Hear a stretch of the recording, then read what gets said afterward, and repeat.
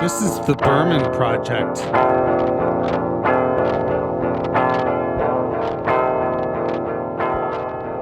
Hey, it's JD here, back for another week of introspection and reflection on grief, depression, and the pathway to mental wellness, all the while nourishing my soul with the music and art of late indie rock singer-songwriter David Berman.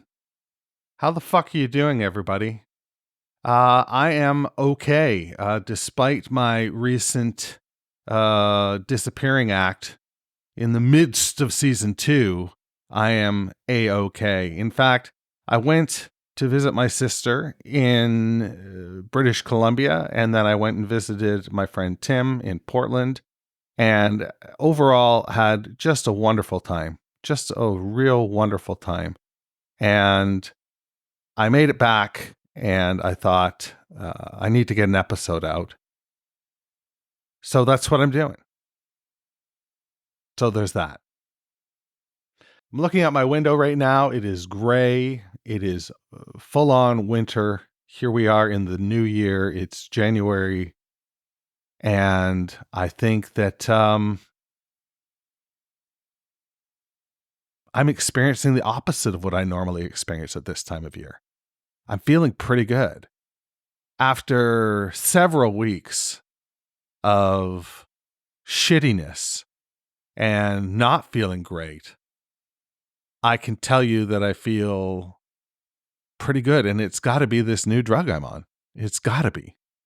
It's concurrent with my getting this new drug that I am feeling the way I'm feeling. I had to titrate up from 25 to 100 because apparently it gives you a rash if you just start at 100, which is bananas. But these drugs are bananas. They truly are, going in and lifting the hood on your brain and rewiring shit. And I don't know how to feel about that. But it's working. I'm in the front seat and I'm turning the car over and the engine is fucking starting. It's fucking starting. And this is great news for people who like great news. So there's that. I have begun work on the Pavement Top 50 podcast. So that's going to be Mondays. So because it's going to be Mondays and Fridays actually as well, I'm shifting the Berman project to Wednesdays. So going forward, Berman will be out on Wednesdays and we'll go from there. We'll start today and we will go from there. I'm sorry that I'm always doing this kind of housekeeping. It seems at this point that I should be more together, less of a fuck up,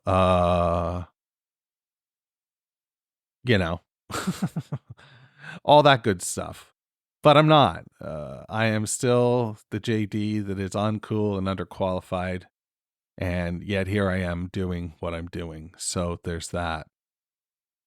I can tell you that, on my trip west, I went out on a shoestring and I just leapt. I just leapt and said, this is going to work out. This is going to somehow work out. And you know what? It fucking somehow worked out. I had just enough money to make it work.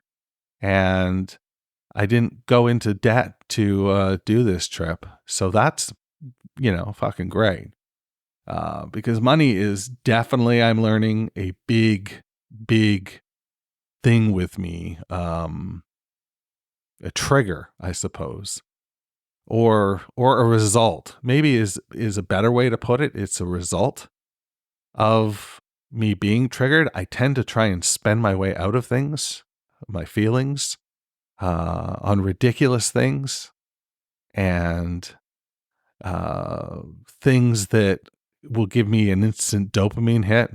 So, I get that rush of excitement and adrenaline and just that good feeling, that really good feeling. Speaking of good feelings, I've cut way down. December was a rough month. September and October and November, I cut way down. I think in November I had 30 drinks. In December I had 90. So I was up, by 200%.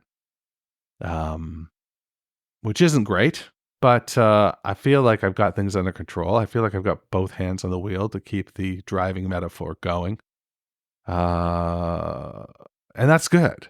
That's a good feeling, to feel in control of your, fucking idiocies. And yeah, I am. I'm feeling in control. It's good. Now, I had to scrape the bottom to get here. I'm not going to lie to you. I was really fucking low. Which is part of the reason why I didn't record. But I've been told by several people, those are the episodes that you like the best. Those are the ones where, the raw and honest JD comes out and you get to hear how I'm dealing with things. And oftentimes you can relate to how I'm dealing with things. So that's good. As opposed to, me coming in and jumping through hoops and saying, oh my God, everything is fantastic. Everything is great. Like life, the death, air crickets, air crickets, air crickets, air crickets, air.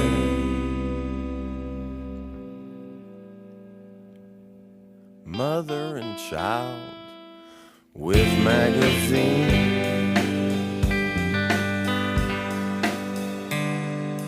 Into a story, into a dream.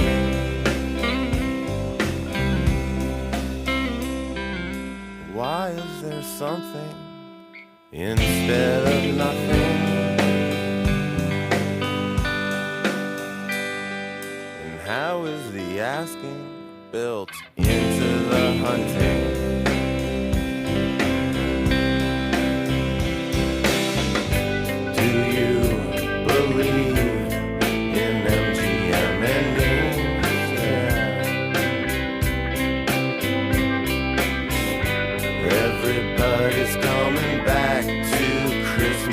Texas. Folks who've watched their mother kill an animal know that their home is surrounded by places to go.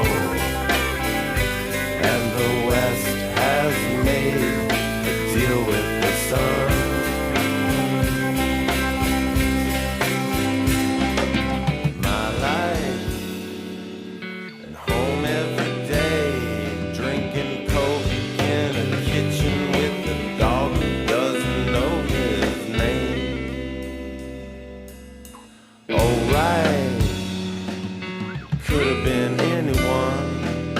Grass, rabbits, grass, rabbits, grass.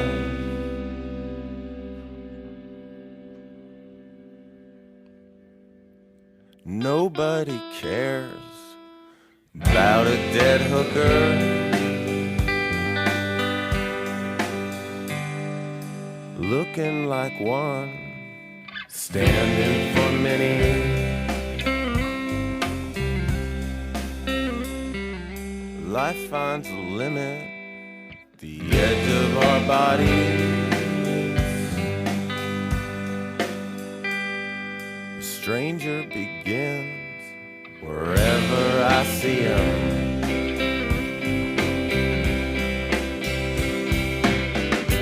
Let's live where the indoors and the outdoors meet.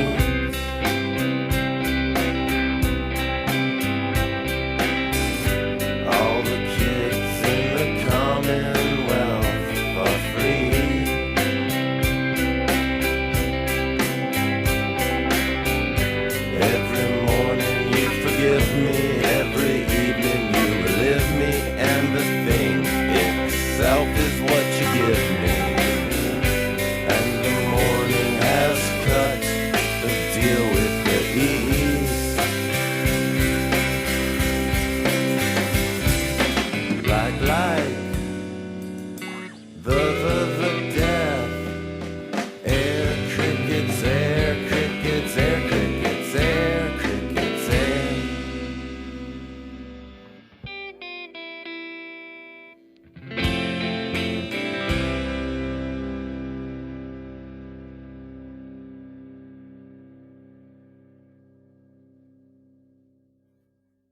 Don't step on that shit, JD. You gotta live it. You gotta just leave it and let it just resonate. And that's what I did. That's a pretty good fucking song, right? This is a great record. There's a reason why this is considered, one of the best records, indie rock records of the 90s, and certainly among the best in the catalog of the Silver Jews. Where does it rate for you? Send me an email, jd@meetingmalcolmist.com. Would love to hear from you. It would be cool to hear where you rank your Silver Jews records. I just recently spoke with somebody who really likes the early stuff, who really likes Die Map of the Reef, and that was surprising to me. I like the more melodic stuff. So this song is very melodic and mysterious as well. I don't quite understand the lyrics. I definitely don't understand the title. Like the death. like the death. Everyone's coming back to Christmas for Texas. Folks who watch their mother kill an animal know that their home is surrounded by places to go, and the West has made a deal with the sun. Good Lord. The man is so gifted and so talented. It's just an absolute travesty that he's no longer with us. Let's celebrate the man a little bit more with one of his poems now. This is part 2 of the poem that we started last week. It comes from Actual Air, the collection of his works. And it is Self-Portrait at Age 28. So Self-Portrait at Age 28, part 2. I can't remember being born, and no one else can remember it either. Even the doctor who I met years later at a cocktail party. It's one of the little disappointments that makes you think about getting away, going to Holly Springs or Coral Gables, and taking a room on the square with a landlady whose hands are scored by disinfectant, telling the people you meet that you are from Alaska and listen to what they have to say about Alaska until you have learned much more about Alaska than you will ever will about Holly Springs or Coral Gables. Sometimes I'm buying a newspaper in a strange city and I think, I'm about to learn what it's like to live here. Oftentimes there's a news item about the complaints of homeowners who live beside the airport, and I realize that I read an article on this subject nearly once a year and always receive the same image. I'm in bed late at night in my house near the airport listening to the jets fly overhead. A strange wife is sleeping beside me. In my mind, the bedroom is an amalgamation of various cold medicine commercial sets. There is always a box of tissue on the nightstand. I know these reoccurring news articles are clues, flaws in the design, though I haven't figured it out how to string them together yet. But I'm noticing that the same people are dying over and over again. For instance, Minnie Pearl, who died this year for the 4th time in 4 years. That is Autobiography at Age 28, Part 2. We will continue this series next week, next Wednesday. As I mentioned, we're switching up the dates that this podcast will drop. It will drop on Wednesdays going forward. That's some pretty incredible work. That is the ending with the... I guess it's sort of like a Mandela effect, where he's imagining that Minnie Pearl has died several times in 1 year when in fact she's alive. I just saw a tweet today and it was Hulk Hogan. It might have been an old tweet, but I saw it today. It's Hulk Hogan and he's lamenting the death of Bam Margera. And then Bam responds to him, "Hey man, I'm still alive." That Minnie Pearl bit is almost, akin to that. It's fascinating, actually. The whole poem is great. When it's done, I'll release it as a standalone as well, the whole thing, so you can enjoy it all. And we'll go from there. But that's what I've got for you this week. To summarize, I'm in a pretty good place. I'm in a good mood. We listened to a great fucking song. We heard part 2 of a great fucking poem. And now we're going to bid adieu. So there's that. Stay hungry, stay foolish, and wash your goddamn hands. The Berman Project is a production of Douvre Podcasts and Such. You can find out more about the show at www.thebermanproject.xyz. That's right, I'm fucking Canadian. I'm also social. Find me on Twitter, Instagram, and all the rest at Berman Project.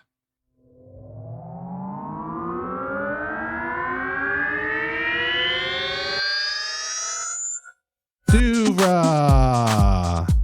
Podcasts and Such.